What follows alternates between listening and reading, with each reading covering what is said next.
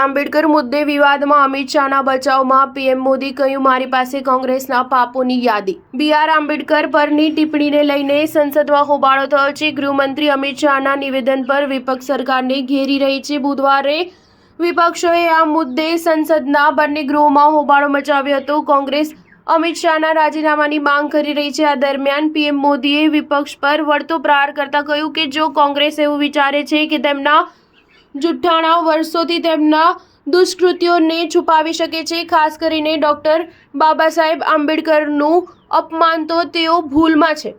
દેશના લોકોએ વારંવાર જોયું છે કે કેવી રીતે એક વંશના નેતૃત્વ હેઠળની પાર્ટીએ ડૉક્ટર આંબેડકરના વારસાને ભૂંસી નાખવા અને SC/ST સમુદાયોને અપમાનિત કરવા માટે દરેક સંભવિત ગંદી યુક્તિઓનો ઉપયોગ કર્યો છે। પીએમ મોદીએ એવું પણ કહ્યું કે આંબેડકર વિરુદ્ધ કોંગ્રેસના પાપોની યાદી છે। તે યાદીમાં આંબેડકરને ચૂંટણીમાં એકવાર નહીં પરંતુ 2 વાર હરાવ્યાનો સમાવેશ થાય છે। પંડિત નહેરુએ આંબેડકર વિરુદ્ધ અભિયાન ચલાવ્યું અને તેમની હારને પ્રતિષ્ઠાનો મુદ્દો બનાવી દીધો। આંબેડકર ભારત રત્ન આપવાનો ઇનકાર કરવામાં આવ્યો હતો। સંસદના સેન્ટ્રલ હોલમાં તેમના પોર્ટ્રેટને સન્માનની જગ્યા પણ આપવામાં ન આવી। પીએમ મોદીએ કોંગ્રેસ પર પ્રહાર કરતા કહ્યું કે કોંગ્રેસ ગમે તેટલી કોશિશ કરે, તેઓ એ વાતનો ઇનકાર કરી શકતા નથી કે તેમના શાસનમાં SC/ST સમુદાયો વિરુદ્ધ સૌથી ભયાનક નરસંહાર થયા છે। તેઓ વર્ષો સુધી સત્તામાં રહ્યા પરંતુ SC/ST સમુદાયને સશક્ત કરવા માટે કશું નક્કર કર્યું નહીં। સ્ટાર ન્યૂઝ 7 હંમેશા સચ્ચાઈની સાથે।